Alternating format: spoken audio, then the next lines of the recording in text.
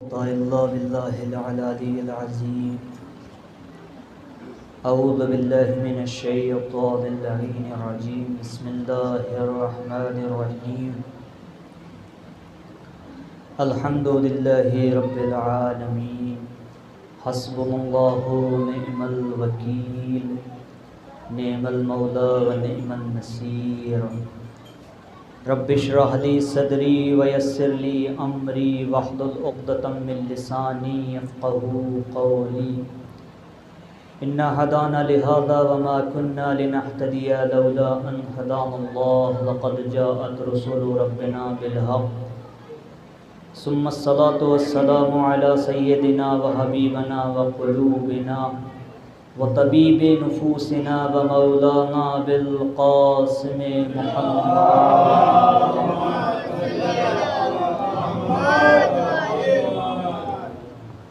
اللهم صل على محمد وآله الطيبين الطاهرين المعصومين المظلومين المنتخبين المنتجبين وعلى أعدائهم من الآن إلى قيام يوم الدين. أما بعد فقد قال الأمير المؤمنين علي بن أبي طالب عليه السلام: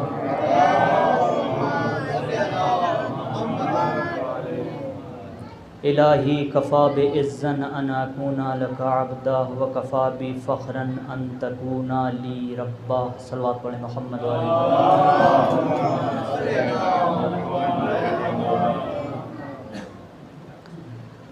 عزیزان محترم، بزرگان دین و ملت، امیر بیان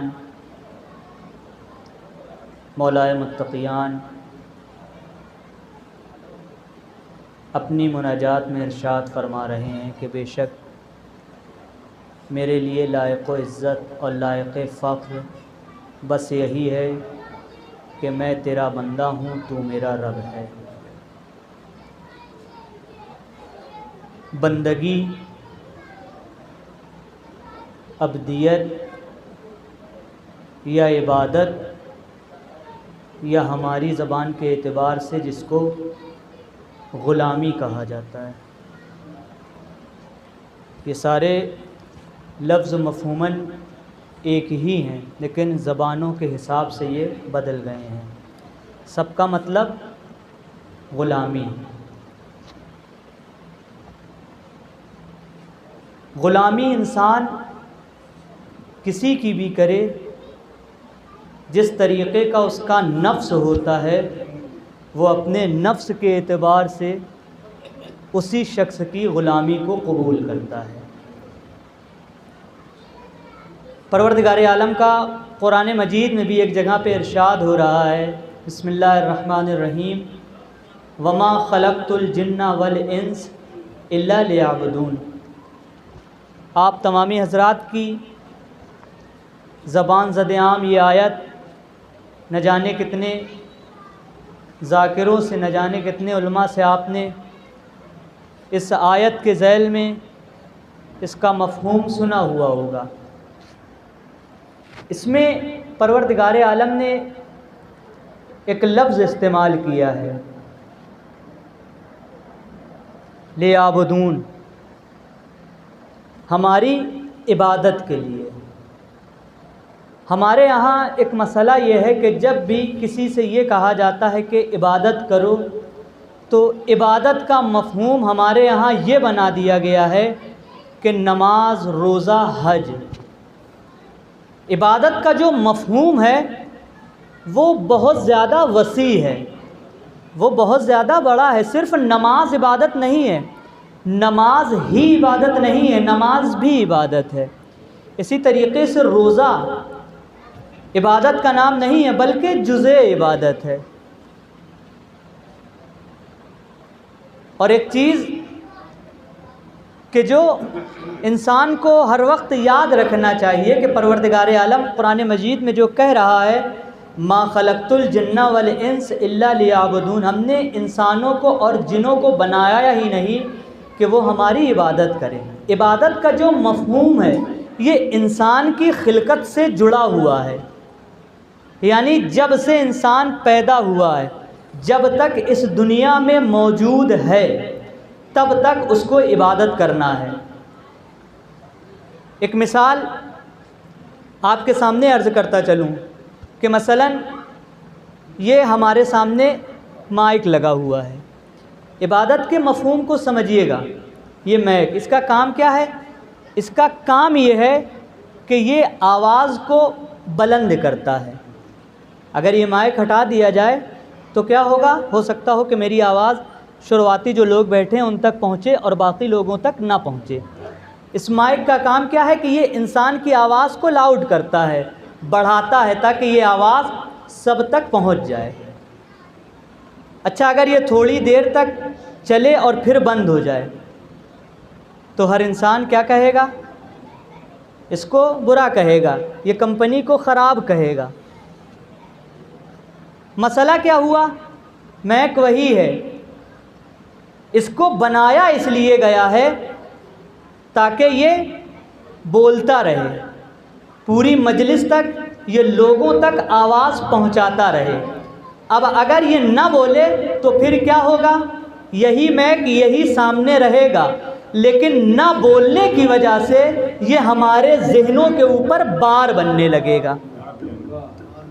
کیا ہوگا؟ جب یہ نہیں بولے گا تو یہی مائک ہے، پھر یہ ہمارے ذہنوں کے اوپر بار بننے لگے گا۔ یہ بار کیوں بنے گا؟ یہ بار اس وجہ سے بنے گا، اس کا جو وجود ہے، یہ جس کے لیے خلق کیا گیا ہے، یہ جس کام کے لیے بنایا گیا ہے، یہ وہ کام نہیں کرے گا۔ جب یہ وہ کام نہیں کرے گا تو یہ کیا ہوگا؟ ہمارے ذہنوں کے اوپر بار بننے لگے گا۔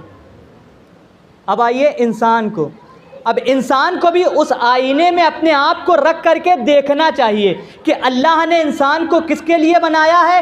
عبادت کے لیے بنایا ہے۔ اگر انسان عبادت نہ کرے تو اس کا حال کیا ہوگا؟ اس مائک کے جیسا ہوگا۔ ایک صلوات پڑھ دیں محمد والے محمد پر۔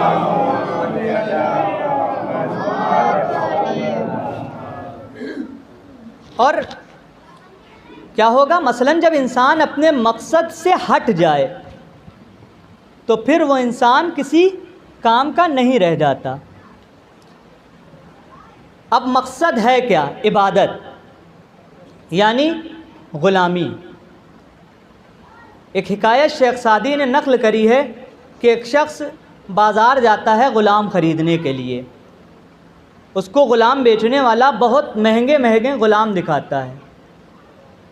اب وہ شخص سارے غلاموں سے پوچھتا ہے کہ تمہارا نام کیا ہے، تم کیا کرتے ہو؟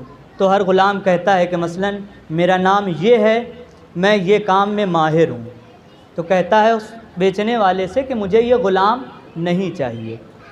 اس سے کہتا ہے کہ دوسرا دکھاؤ، پھر اس کو دوسرا دکھایا جاتا ہے۔ پھر وہ پوچھتا ہے کہ تمہارا نام کیا ہے، تم کیا کرتے ہو؟ تو پھر وہ غلام کہتا ہے کہ مثلاً میرا نام فلاں ہے، میں فلاں کام میں ماہر ہوں۔ وہ کہتا ہے کہ مجھے یہ کوئی بھی غلام نہیں چاہیے۔ پھر اس کے سامنے ایک غلام کو حاضر کیا جاتا ہے، پھر اس سے پوچھا جاتا ہے کہ تمہارا نام کیا ہے؟ تو وہ غلام کہتا ہے کہ میرا کوئی نام نہیں ہے جو آپ رکھ دیں۔ پھر پوچھتا ہے کہ تم کام کیا کرتے ہو؟ تو وہ غلام کہتا ہے کہ میں کچھ بھی نہیں کرتا، میں وہی کام کرتا ہوں کہ جو میرا آقا کہہ دے۔ غلامی کا، بندگی کا، عبادت کا مفہوم کیا ہے؟ غلامی میں نہیں کری جاتی ہے بلکہ وہ کرا جاتا ہے۔ مفہوم عبادت میں بھی یہی ہے کہ ہمیں صرف اس کو دیکھنا ہے، کیونکہ جب انسان اس کی غلامی کرے گا تو پھر وہ اتنا ہی زیادہ بلند ہوتا چلا جائے گا۔ ایک صلوات پڑھیں محمد والے محمد پر۔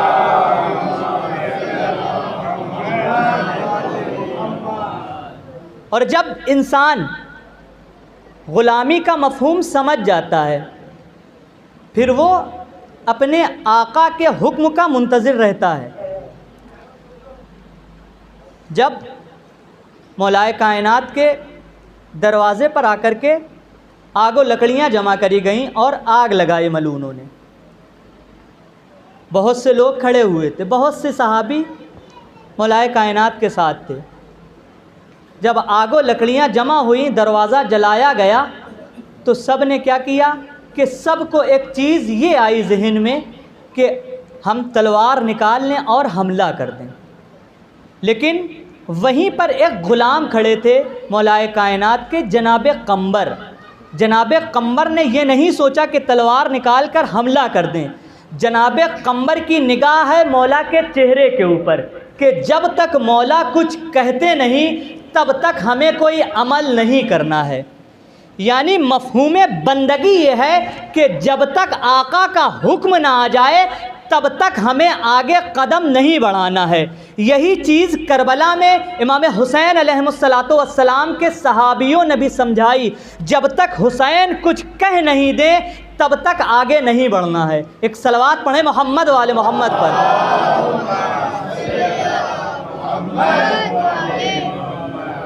اور کیوں نہ قمبر اس طریقے کے غلام ہوں۔ ایک روایت ملتی ہے کہ آپ سب نے وہ واقعہ سنا ہوا ہوگا کہ ایک مرتبہ مولائے متقیان جناب قمبر کو بازار بھیجتے ہیں کہ قمبر بازار جا کر کے 2 پیراہن خرید لاؤ، 2 لباس لے آؤ۔ جناب قمبر بازار جاتے ہیں، 2 پیراہن خریدتے ہیں۔ ایک پیراہن کی قیمت 7 درہم ہوتی ہے، ایک پیراہن کی قیمت 5 درہم ہوتی ہے۔ جناب قمبر پیراہن لے کر کے مولا کی خدمت میں آتے ہیں۔ اب یہاں پر ایک چیز، اگر کوئی ہمارے اور آپ کے معاشرے میں سے دیندار شخص ہوتا تو کیا کرتا؟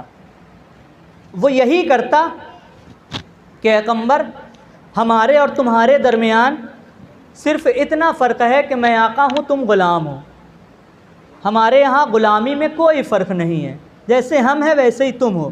ہم اور آپ ہوتے تو یہی کہتے کہ اچھا لباس تم لے لو، یہ جو سستا لباس ہے یہ ہم رکھ لیتے ہیں۔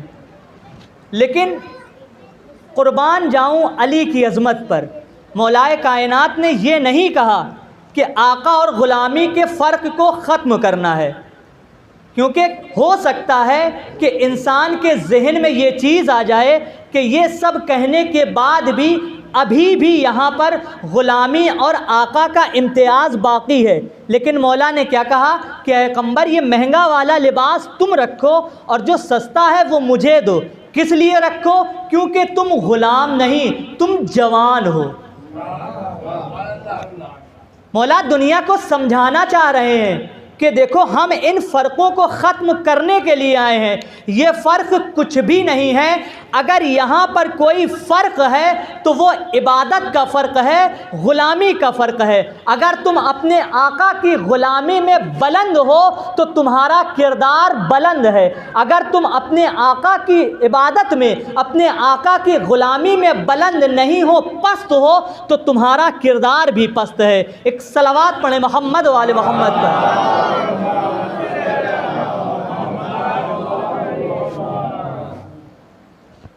غلامی، بندگی، عبادت، یہ وہ مفہوم ہے کہ جو انسان کو اللہ کے قریب کرتی ہے، لیکن یہ کب کرتی ہے؟ جب انسان مفہوم عبادت سمجھ جائے۔ عبادت کا مفہوم کیا ہے؟ عبادت کا اصل مفہوم ہے کہ مثلاً ہر کام قربتاً الی اللہ کی نیت سے کیا جائے۔ ہر کام کس لیے کیا جائے؟ اللہ کی قربت کے لیے کیا جائے۔ یہ صرف نماز کے لیے نہیں ہے، بلکہ ہم اگر کھانا کھا رہے ہیں، اگر یہ بھی ہم قصد قربت کر کے کھائیں تو یہ ہمارا کھانا کھانا بھی عبادت ہے۔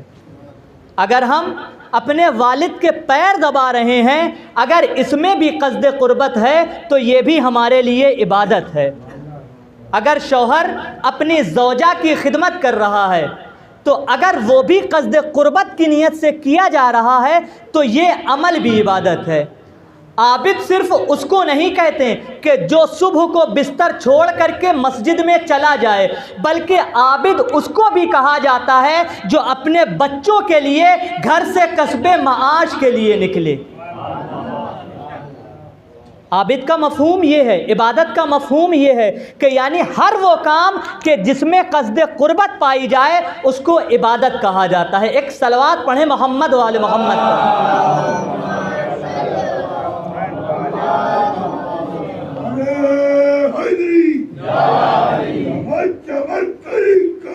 हरि हरि हरि नगर नगर करी करी हरि हरि हरि समाज बात बोलो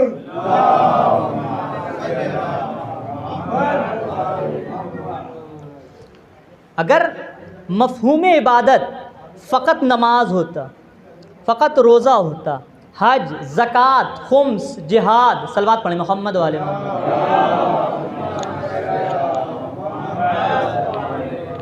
आप लोग थोड़ा थोड़ा आगे आ जाइए, सलवात पढ़ें अज़मत आले मोहम्मद को।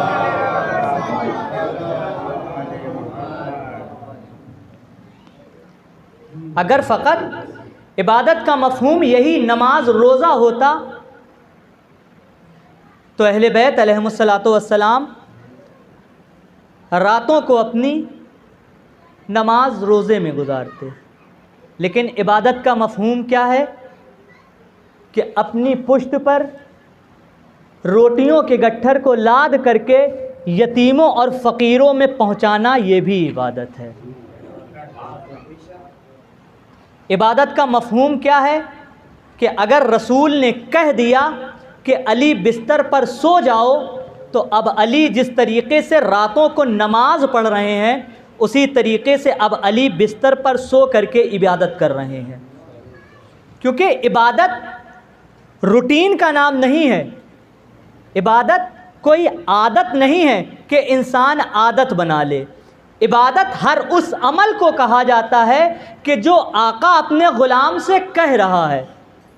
आका अगर अपने ग़ुलाम से कह रहा है कि उठ जाओ, तो अब ग़ुलाम के लिए ज़रूरी है कि वो ये सवाल न करे कि क्यों उठें, बल्कि उठ करके सीधा खड़ा हो जाए। अब रसूल ने कह दिया कि अली सो जाओ, अब अली को मालूम है कि ये इबादत है, क्योंकि आका की मर्ज़ी अली के सोने में है, तो अली उसी तरीक़े से सो रहे हैं कि जिस तरीक़े से अली रातों को जाग करके नमाज़ पढ़ा करते थे। यानी अगर कहीं पर क़स्द क़ुर्बत आ जाए तो रातों को जाग करके नमाज पढ़ना इबादत है, और अगर कहीं पे क़स्द क़ुर्बत आ जाए तो सोना भी इबादत बन जाता है। अब इबादत का मफ़हूम ये है कि हमें क्या करना है, हर काम क़स्द क़ुर्बत के लिए करना है, हर काम अल्लाह के क़स्द के लिए करना है। जंग नहरवान आप सब ने सुनी हुई होगी, ख़वारिज की जंग जो मौला अली अलैहिस्सलातु वस्सलाम से हुई थी। जंग सिफ़ीन से भागे हुए लोग कि जिन्होंने अपनी फ़ौज बनाई और मौला अली अलैहिस्सलातु वस्सलाम से जंग करी। अब सोचें कैसे कैसे लोग मौला अली अलैहिस्सलातु वस्सलाम के ख़िलाफ़ जंग नहरवान में थे। नमाज के पाबंद लोग, सौमो सलात के पाबंद लोग, रातों को मुसल्ले इबादत पर जाग करके शब्बेदारी करने वाले लोग, हाफिज़ कुरान। लेकिन मसला ये है कि नमाज इंसान को उस वक्त तक फ़ायदा नहीं पहुंचाती जब तक नमाज में क़स्द क़ुर्बत न हो। अल्लाह ने इंसान को मुख्तार बनाया है, ये चाहे तो अपनी नमाज को इबादत बना दे, ये चाहे तो अपनी नमाज को इबादत से हटा दे। इबादत कैसे बना दे कि मसलन तकबीरतुल इहराम से सलाम तक ले करके पूरी नमाज में इसके क़स्द क़ुर्बत रहे, तो ये इबादत है। लेकिन यही इंसान नमाज पढ़ते पढ़ते इसके अंदर बीच नमाज में, दरमियानी नमाज में रियाकारी आ जाए। नमाज के लिए शर्त क्या है? सूरह हमद में हम लोग पढ़ते हैं इय्याका नअबुदु व इय्याका नस्तईन, कि परवरदिगार हम तेरी ही इबादत करते हैं, तुझसे ही मदद चाहते हैं। अब जब नमाज में रियाकारी आ गई तो अब नमाज से क्या हुआ, क़स्द क़ुर्बत ख़त्म हो गया। अब यही इंसान है, वही इबादत है, वही नमाज है, लेकिन दो मफ़हूमों ने आकर के यहाँ पर फ़र्क कर दिया। एक मफ़हूम क़स्द क़ुर्बत है कि जो नमाज को इबादत बनाता है, दूसरा मफ़हूम रियाकारी का है कि जिसके लिए फ़ुक़हा और उलमा ने कहा है कि ये इंसान की नमाज बातिल है। सूरे वही हैं, ज़िक्र वही है, रुकू वही है, सुजूद वही है, तशहुद वही है, سلام وہی ہے، تکبیر وہی ہے، سب کچھ وہی ہونے کے بعد یہ انسان کی نماز باطل کیسے ہوئی؟ یہ باطل ہوئی مفہوم عبادت سے ہٹنے کی وجہ سے۔ یعنی آقا جو تم سے طلب کر رہا ہے، تم نے اس کو یہاں پر چھوڑ دیا ہے، اس کی وجہ سے کیا ہوا؟ مفہوم عبادت ختم ہو گیا۔ اور یہی مفہوم عبادت انسان کو انسان بناتا ہے، اور جب مفہوم عبادت انسان کو نہ پتہ ہو تو ساری یہی نمازیں انسان کے منہ پر مار دی جائیں گی اور قبول نہیں کری جائیں گی۔ ایک صلوات پڑھیں محمد و آل محمد پر۔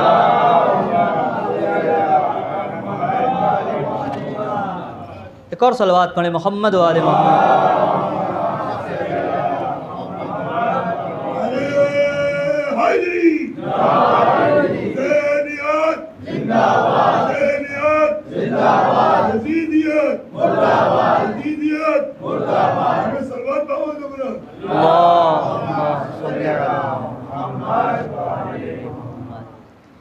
عبادت کا مفہوم انسان سمجھے کہ فقط یہ عبادتیں نہیں ہیں، بلکہ ہر وہ کام کہ جس میں قصد قربت شامل ہو جائے وہ عبادت بن جایا کرتی ہے۔ یعنی آقا کی مرضی کس کام میں ہے، اس کام میں اپنے آپ کو صرف کر دینا عبادت کہلاتا ہے۔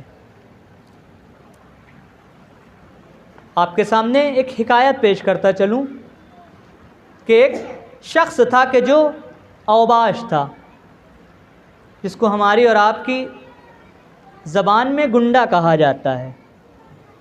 ایسا شخص جب اس کو ایک دن یہ معلوم ہوا کہ وہ مرنے والا ہے تو اس نے اپنی ماں کو قریب بلایا، اور قریب بلانے کے بعد کہا کہ اے ماں، میں یہ جانتا ہوں کہ جب میں مر جاؤں گا تو کوئی شخص میرے لیے طلب مغفرت نہیں کرے گا، کیونکہ میں نے کسی کے ساتھ اچھا نہیں کیا، میں نے کبھی کسی کا بھلا نہیں چاہا۔ اگر میں مر گیا تو مجھے معلوم ہے کہ میرے لیے کوئی دعا نہیں کرے گا، کوئی شخص میرے لیے دعائے مغفرت نہیں کرے گا۔ میری وصیت یہ ہے کہ جب میں مر جاؤں تو تم باہر کسی کو خبر مت کرنا، بلکہ کرنا یہ کہ میرے پاؤں میں رسی باندھنا، اور باندھنے کے بعد گھر کے صحن میں گھمانا، اور گھمانے کے بعد میری لاش کے اوپر میری میت کی طرف اشارہ کرنا، اور اشارہ کر کے یہ کہنا کہ یہ شخص بڑا طاقتور تھا، یہ شخص اس کو بہت گھمنڈ تھا۔ اب وہ شخص مر گیا، اس کی ماں نے وصیت پر عمل کیا، لیکن ماں ہے کس دل سے کرتی؟ آخر میں وصیت تھی بیٹے کی، تو ماں نے بیٹے کے پاؤں میں رسی باندھی۔ رسی باندھنے کے بعد ماں نے چاہا کہ اپنے بیٹے کو صحن میں گھسیٹے۔ ابھی ماں نے یہ ارادہ کیا تھا کہ آسمان اور زمین کے درمیان سے ایک ندا آنے لگی کہ اے شخص، اے خاتون، میرے اس بندے کی توہین مت کر۔ یہ صدا کس کی تھی؟ یہ اللہ کی صدا تھی۔ اب ذرا سا یہاں پہ تصور کیجئے عزیزوں کہ خدا اپنے بندوں سے کس طریقے سے محبت کر رہا ہے۔ جب اللہ اپنے بندوں سے اس طریقے سے محبت کر رہا ہے تو وہ کتنا بدقسمت بندہ ہوگا کہ جو اپنے سارے عمل کرتا رہے لیکن اس کے عمل میں خلوص نہ ہو۔ ایک صلوات پڑھیں محمد و آل محمد پر۔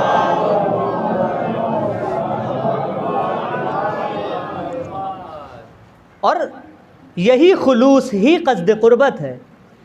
جب یہ جس عمل سے نکل جاتا ہے تو وہ عمل ریا کی منزل میں آ جاتا ہے، اور ریا کے لیے ہمارے آخری رسول حضرت محمد مصطفیٰ صلی اللہ علیہ وآلہ وسلم ریاکاری کے لیے رسول کی حدیث ہے، کل ریائن شرکن، ہر طریقے کی ریا شرک ہے۔ ہمارے یہاں ایک چیز ہے کہ مثلاً ہمارے یہاں بہت سے لوگ ہیں کہ مثلاً ایمان، مومن، منافق، کافر، عابد، ان چیزوں کا مفہوم نہیں سمجھتے۔ مثلاً اگر ہمارے یہاں کہا جاتا ہے مومن، صاحب ایمان، تو فوراً ہر انسان اپنے لیے سوچتا ہے کہ ہم مومن ہیں، اور جیسے ہی کہا جائے منافق تو فوراً دوسروں کے لیے سوچتا ہے۔ اور پروردگار عالم نے قرآن کریم میں ایک جگہ پہ ارشاد فرمایا ہے کہ بہت سے صاحب ایمان قیامت کے دن ایسے ہوں گے کہ جو مشرک ہوں گے۔ شرک کی بھی کئی منزلیں ہیں کہ کہیں پہ شرک ہلکا ہوتا ہے، کہیں پہ شرک جلی ہوتا ہے۔ شرک کے کئی طبقے ہیں، کئی درجے ہیں، اور ہماری عبادتوں میں مثلاً ہم اس طریقے کے شرک سے کافر نہیں ہوتے، لیکن مسئلہ یہ ہے کہ ان عبادتوں سے قصد قربت دور کرنے کی وجہ سے ہم ان عبادتوں کے ثواب کو گھٹا دیتے ہیں۔ ایک صلوات پڑھیں محمد و آل محمد پر۔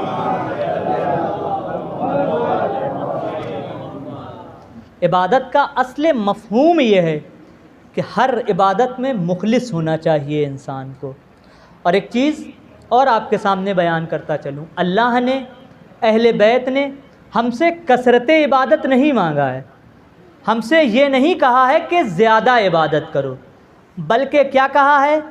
جتنی عبادت کرو کم کرو لیکن خالص کرو۔ خالص عمل کیا کرتا ہے؟ انسان کی روح کو تقویت بخشتا ہے، انسان کی روح کو مضبوط کرتا ہے۔ ہمارے یہاں مثلاً ماحول میں یہی چیز ہے کہ مثلاً ہم جب کوئی چیز ملاوٹ والی کھاتے ہیں تو کیا ہوتا ہے؟ ہمارا جسم بیمار ہوتا ہے، ہمارا جسم خراب ہوتا ہے۔ اسی طریقے سے عبادت کا حال بھی ہے کہ اگر عبادت میں ہماری ملاوٹ ہوگی تو ملاوٹ والی عبادت ہماری روح کو بیمار کر دیتی ہے۔ ایک صلوات پڑھیں محمد و آل محمد پر۔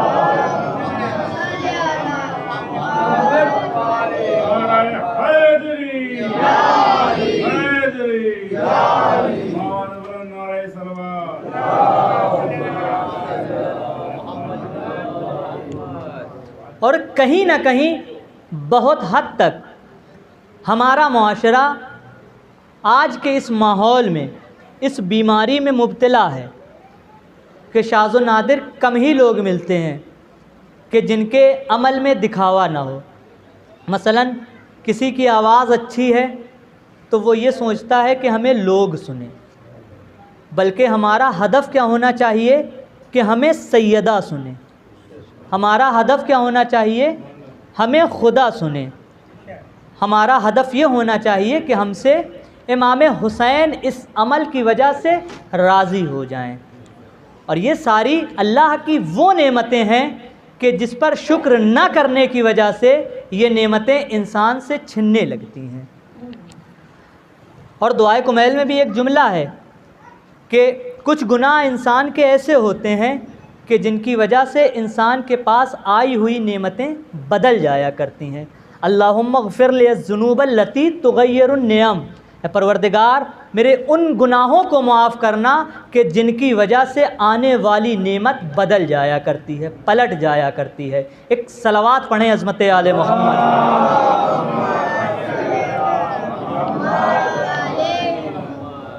ہمارے بدن کو کثرت عمل کا قابل نہیں بنانا چاہیے، بلکہ ہمیں اپنے بدن کو خالص عمل کا قابل بنانا چاہیے، کیونکہ جب خالص عمل ہوگا تب جا کر کے ہم سے غلامی کا حق ادا ہوگا۔ اگر عمل ہمارا خالص نہیں ہوگا تو ہم سے حق غلامی ادا نہیں ہو سکتا۔ یہی وجہ تھی کہ کچھ لوگ رسول کے ساتھ رہنے کے باوجود بھی حق غلامی نہ ادا کر سکے۔ کیوں نہ ادا کر سکے؟ کیونکہ وہ کثرت عبادت کے قائل تھے، خالص عبادت کے قائل نہیں تھے۔ اگر خالص عبادت کے قائل ہوتے تو صلح حدیبیہ میں جب رسول نے محمد ابن عبداللہ لکھا تھا تو لوگوں کو اس پر شک نہیں ہونا چاہیے، بلکہ یہ سوچنا چاہیے کہ اگر رسول نے لکھا ہے تو صحیح لکھا ہوگا۔ لیکن جب انسان غلامی کے مفہوم کو نہیں سمجھ پاتا تو رسول کے اوپر بھی شک کرتا ہے، امام کے اوپر بھی شک کرتا ہے، اور پھر امام کو میدان میں تنہا چھوڑ کر کے چلا جاتا ہے۔ ایک واقعہ آپ کی خدمت میں عرض کرتا چلوں کہ اگر انسان غلامی کا مفہوم نہ سمجھ پائے تو نبی کے ساتھ رہ کر کے بھی وہ عبادت کو نہیں سمجھ سکتا۔ ایک شخص حضرت عیسیٰ علیہ نبینا کے ساتھ تھا. حضرت عیسیٰ جیسے نبی کا ساتھی ہے, اولو العزم نبی. حضرت عیسیٰ کے ساتھ ہیں, دونوں ساتھ میں جا رہے ہیں. راستے میں ایک مقام پہ پہنچے, حضرت عیسیٰ کو بھوک لگی. حضرت عیسیٰ نے اس شخص سے کہا کہ اے شخص, تمہارے پاس کتنے روپے ہیں, تمہارے پاس کتنے درہم یا دینار ہیں؟ تو اس نے کہا کہ میرے پاس 2 دینار ہیں. تو حضرت عیسیٰ نے کہا کہ میرے پاس 1 دینار ہے. ایسا کرو, یہ تم 3 دینار لے کر کے چلے جاؤ اور جانے کے بعد اس سے 3 روٹیاں لے آنا. وہ شخص وہ 3 درہم لے کر کے چلا, اس نے 3 روٹیاں خریدیں. لیکن جب حق غلامی انسان نہ سمجھتا ہو, عبادت کا مفہوم نہ سمجھتا ہو, تو نبی اور امام کو بھی دھوکہ دینے کی کوشش کرتا ہے. نبی اور امام انسان کے ہر عمل سے واقف ہیں, ہر کام کو سمجھتے ہیں. اس نے روٹی لی, لینے کے بعد راستے میں چلنے لگا. اس نے سوچا کہ میں نے 2 درہم دیے تھے, اگر میں اس کو لے کر کے حضرت عیسیٰ کے پاس جاؤں گا تو ہم 2 لوگ ہیں, حضرت عیسیٰ اس میں فیصلہ یہ کریں گے کہ 1.5 روٹی دونوں کو دے دیں گے. میرے 2 درہم ہیں, میری آدھی روٹی حضرت عیسیٰ کے پاس چلی جائے گی, مجھے کوئی فائدہ نہیں ہوگا. تو وہ شخص کرتا یہ ہے کہ 1 روٹی راستے میں کھا لیتا ہے. کھانے کے بعد حضرت عیسیٰ کے پاس پہنچتا ہے. حضرت عیسیٰ پوچھتے ہیں کتنی روٹی لائے؟ تو اس نے کہا کہ 2 روٹی لائے. 1 روٹی حضرت عیسیٰ نے لی, 1 روٹی اس شخص کو دی, دونوں نے روٹی کھائی. تھوڑی دیر آگے بڑھے کہ راستے میں ایک دریا آیا. حضرت عیسیٰ پانی کے اوپر چلنے لگے اور پانی کے اوپر چل کر کے دریا کو پار کیا. پھر حضرت عیسیٰ نے کہا کہ تم بھی آ جاؤ. تو نبی کے کہنے کی وجہ سے وہ شخص بھی پانی کے اوپر چل کر کے دریا کو پار کر کے حضرت عیسیٰ کے پاس پہنچتا ہے. اب وہ حضرت عیسیٰ سے یہ جملہ کہتا ہے کہ اے نبی خدا, پانی کے اوپر چلا بھی لیکن میرے پاؤں گیلے نہیں ہوئے, اب میری معرفت میں اور زیادہ اضافہ ہو گیا. جیسے ہی یہ جملہ اس شخص نے کہا, پھر حضرت عیسیٰ نے پوچھا کہ اے شخص بتا کہ تو کتنی روٹی لایا تھا؟ پھر وہ کہتا ہے کہ میں 2 روٹی لایا تھا. پھر وہ شخص حضرت عیسیٰ کے ساتھ آگے چلتا ہے. راستے میں پھر دونوں کو بھوک لگتی ہے, تو حضرت عیسیٰ ایک ہرن کی طرف اشارہ کرتے ہیں. اشارہ کرنے کے بعد اس کو اپنے قریب بلاتے ہیں. قریب بلانے کے بعد اس ہرن کو ذبح کرتے ہیں. ذبح کرنے کے بعد اس کا گوشت بناتے ہیں, دونوں لوگ کھاتے ہیں. پھر اس کے بعد حضرت عیسیٰ اس کی ہڈیوں کو جمع کرتے ہیں. جمع کرنے کے بعد اس ہرن کی کھال میں ڈالتے ہیں اور پھر اس کو ایک ٹھوکر مارتے ہیں اور کہتے ہیں کہ قم باذن اللہ, اللہ کے اذن سے اٹھ جا. وہ گوشت کھایا گیا. کھانے کے بعد پھر وہ ہرن چلا گیا. اب پھر وہ شخص کہتا ہے کہ اے نبی خدا, جو کھایا وہ کیا تھا, جو دیکھا یہ کیا ہے کہ ہرن کا گوشت کھا لیا؟ تو حضرت عیسیٰ کہتے ہیں کہ مجھے اللہ نے یہ طاقت دی ہے. پھر وہ شخص کہتا ہے کہ اے نبی خدا, اب اور زیادہ میری معرفت میں اضافہ ہو گیا. پھر حضرت عیسیٰ پوچھتے ہیں کہ اے شخص بتا کہ کتنی روٹیاں تھیں؟ پھر وہ شخص کہتا ہے کہ اے نبی خدا 2 روٹیاں تھیں. جبکہ انسان کو یہ معلوم ہے کہ نبی امام انسان کے ہر عمل سے واقف ہیں, پھر بھی کچھ لوگ ایسے ہوتے ہیں کہ جو عمل کے ذریعے سے نبی اور امام کو دھوکہ دینے کی کوشش کرتے ہیں. یہ صرف اس زمانے کی بات نہیں ہے, اس زمانے کی بھی بات ہے. پھر کچھ دور آگے چلتے ہیں. پھر وہ شخص حضرت عیسیٰ کے ساتھ آگے بڑھا. ایک جگہ پر پہنچتے ہیں, سونے کی 3 اینٹ ملتی ہیں. پھر حضرت عیسیٰ کہتے ہیں کہ اے شخص 3 اینٹ ہیں سونے کی, ہم 2 لوگ ہیں, تو ایسا کرتے ہیں کہ 1 اینٹ تم لے لو اور 1 اینٹ میں لے لیتا ہوں. اب وہ شخص لالچی شخص ہے. اسلام کو سب سے زیادہ نقصان پہنچانے والے جو لوگ رہے ہیں وہ لالچی لوگ رہے ہیں. جنگ احد, رسول کے اوپر وہ مصیبت کیوں آئی؟ لالچی لوگوں کی وجہ سے. حضرت عیسیٰ نے جب اس سے کہا کہ اے شخص بتا کتنی روٹی تھیں؟ پھر وہ شخص کہتا ہے کہ اے نبی خدا 2 ہی روٹی تھیں، آپ بار بار یہ سوال کیوں کرتے ہیں کہ کتنی روٹی تھی، کتنی روٹی تھی، کتنی روٹی تھی؟ پھر حضرت عیسیٰ نے کہا کہ اے شخص، ایسا ہے کہ یہ اینٹ بچی ہوئی ہے، اس کو یہیں پر چھوڑ دیتے ہیں۔ پھر ایک شخص آتا ہے، پھر وہ شخص جو حضرت عیسیٰ کے ساتھ تھا، پھر کہتا ہے کہ اے نبی خدا یہ نہ ہمارے ساتھ تھا، ہم نے اینٹ دیکھی ہے تو ہم یہ اینٹ اس کو کیوں دیں، ایسا کرے کہ یہ اینٹ ہم ہی رکھ لیتے ہیں۔ پھر حضرت عیسیٰ نے کہا کہ اے شخص بتا روٹی کتنی تھی؟ پھر وہ کہتا ہے کہ 2 روٹی تھی۔ پھر آخر میں حضرت عیسیٰ نے کہا کہ اے شخص تو نبی سے جھوٹ بولنے کی کوشش کر رہا ہے، تو نبی کو دھوکہ دینے کی کوشش کر رہا ہے، روٹیاں 3 تو لایا تھا لیکن 1 روٹی تم نے راستے میں کھا لی، یعنی پتہ یہ چلا کہ دنیا پرست آدمی کبھی نہ امام کا ہو سکتا ہے، نہ کبھی نبی کا ہو سکتا ہے، نہ کبھی خدا کا ہو سکتا ہے۔ ایک صلوات پڑھیں محمد و آل محمد پر۔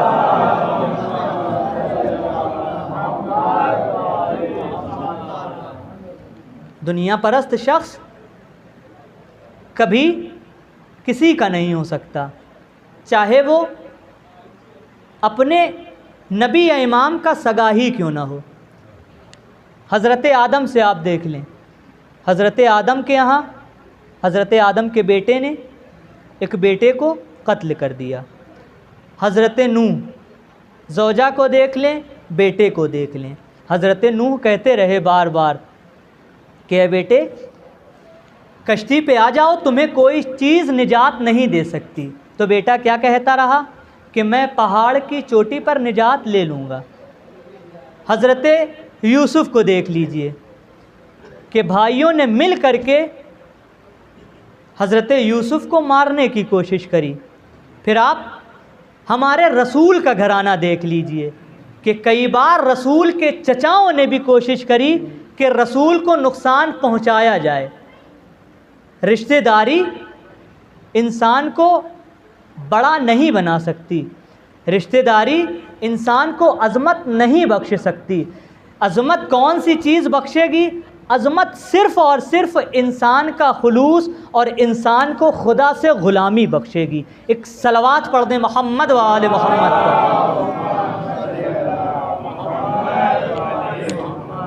یہی غلامی تھی کہ جس کی وجہ سے آقا امام حسین علیہ السلام نے کہا کہ جیسے چاہنے والے مجھے ملے، نہ میرے بابا کو ملے، نہ میرے نانا کو ملے، نہ میرے بھیا کو ملے۔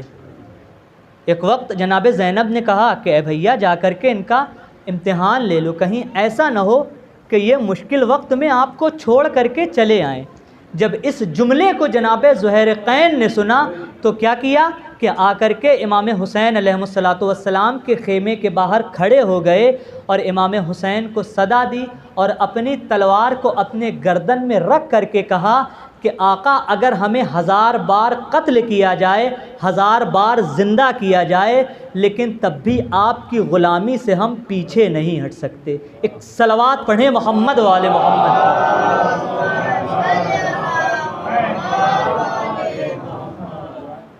اب ہمیں یا لیتنی کنتو معکم کا جو مطلب ہے وہ یہی سمجھانا ہے دنیا کو کہ ہمیں دنیا سے کچھ لینا دینا نہیں، ہمیں کسی سے کوئی مطلب نہیں، ہمیں صرف اس کاموں سے مطلب ہے کہ جو کام ہمارا آقا ہم سے چاہتا ہے۔ ہمارے آقا نے اگر ہم سے کہا نماز پڑھو تو ہم نماز پڑھیں گے۔ ہمارے آقا نے کہا اگر ماں باپ کی خدمت کرو تو ہم ماں باپ کی خدمت کریں گے۔ ہمارے آقا نے ہم سے اگر کہا کہ خدمت خلق کرو، لوگوں کی خدمت کرو، تو ہم لوگوں کی خدمت کریں گے۔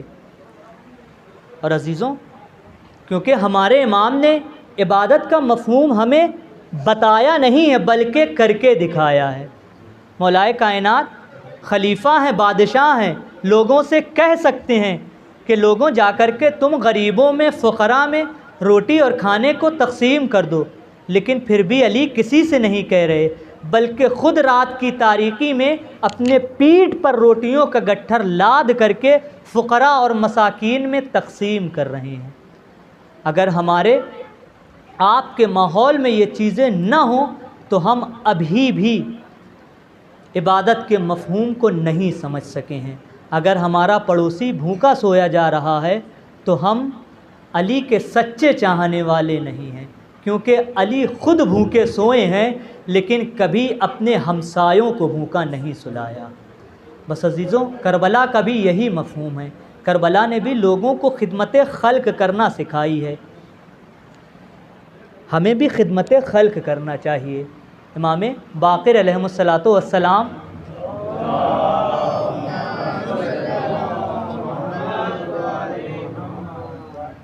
امام باقر علیہ السلام بیان کرتے ہیں کہ جب میں اپنے بابا کو غسل دینے لگا تو میں نے اپنے بابا کی پشت پر گٹھر کے نشان دیکھے۔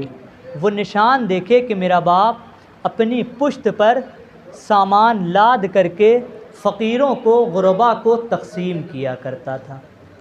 بس عزیزوں، یہ ایام امام سجاد سے منسوب ہیں۔ امام سجاد عابد جن کو کہا جاتا ہے، جنہوں نے دنیا کو عبادت کا مفہوم سکھایا ہے۔ عبادت کا مفہوم امام سجاد کے بغیر ادھورا ہے۔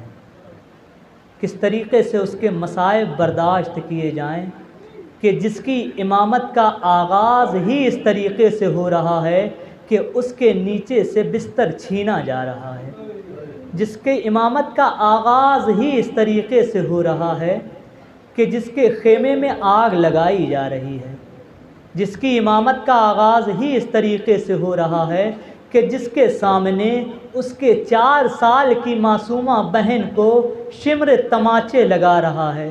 لیکن امامت کا تقاضا یہ ہے، عبادت کا تقاضا یہ ہے کہ آقا نے ابھی یہ چاہا ہے تو غلام کو یہ کرنا پڑے گا۔ بس عزیزوں، امام سجاد گھر سے جب کبھی بھی باہر نکلتے ہیں، قصاب کی دکان کے اوپر نظر پڑتی ہے تو ایک ہی جملہ کہتے ہیں کہ اے قصاب، جب تم نے ان جانوروں کو ذبح کیا تھا تو پانی پلا دیا تھا، تم نے جب جانوروں کو ذبح کیا تھا تو کھانا کھلا دیا تھا۔ تو قصاب کہتے ہیں کہ اے آقا، میں نے ان کو کھانا بھی کھلا دیا تھا، میں نے ان کو پانی بھی پلا دیا تھا۔ جیسے ہی یہ جملہ امام سجاد سنتے تھے، اپنا چہرہ کربلا کی طرف کرتے تھے اور ایک جملہ کہتے تھے کہ ہائے میرا بابا، کہ قصاب نے جانوروں کو بھی ذبح کیا تو کھانا پانی دے دیا، لیکن ہائے رے میرے بابا کو جب کربلا میں ظالموں نے شہید کیا تو اس طریقے سے شہید کیا کہ میرے بابا کو نہ پانی ملا، نہ میرے بابا کو کھانا ملا، میرا بابا 3 دن کا بھوکا پیاسا شہید کر دیا گیا۔ عزاداروں، خدا آپ کو کوئی غم نہ دے سوائے غم مظلوم کربلا کے۔ ایک روایت امام باقر علیہ السلام سے کہ امام باقر کہتے ہیں کہ چند مناظر میرے بابا کے لیے بڑے سخت تھے، کہ میرے بابا سے وہ مناظر برداشت نہیں ہوتے تھے۔ پہلا منظر وہ منظر تھا، امام باقر کہتے ہیں کہ ہمیں اس طریقے سے لے جایا گیا شام کے بازار میں، شام کے دربار میں، جس طریقے سے ترک اور دیلم کے غلاموں کو لے جایا جاتا ہے۔ دوسرا منظر کوفے میں وہ منظر تھا کہ جہاں بالا خانوں پہ عورتیں تھیں، عورتوں کا عالم یہ تھا کہ عورتوں کے ہاتھوں میں آگ تھی، عورتیں برتن میں گرم پانی لیے ہوئے تھیں، اور عورتوں سے جب یہ کہا جاتا تھا کہ اگر کسی کو علی سے دشمنی کا بدلہ لینا ہونا تو ان سے لے لو۔ جیسے ہی یہ جملہ کہا جاتا تھا تو بالا خانوں سے عورتیں آگ پھینکنا شروع کرتی تھی، گرم پانی پھینکنا شروع کرتی تھی۔ وہ گرم پانی کبھی کسی بیوی کے اوپر پڑتا تھا، کبھی کسی بچے کے اوپر پڑتا تھا، میرے بابا کے اوپر پڑتا تھا۔ میرے بابا کا عالم یہ تھا کہ میرے بابا کے جو گلے میں طوق پڑا ہوا تھا، اس کی وجہ سے میرے بابا کے گلے کا طوق میرے بابا کی گردن کا گوشت کھا گیا تھا۔ وہ طوق جب بھی وہ گرم پانی میرے بابا کے طوق پہ پڑتا تھا تو میرا بابا تڑپ جاتا تھا۔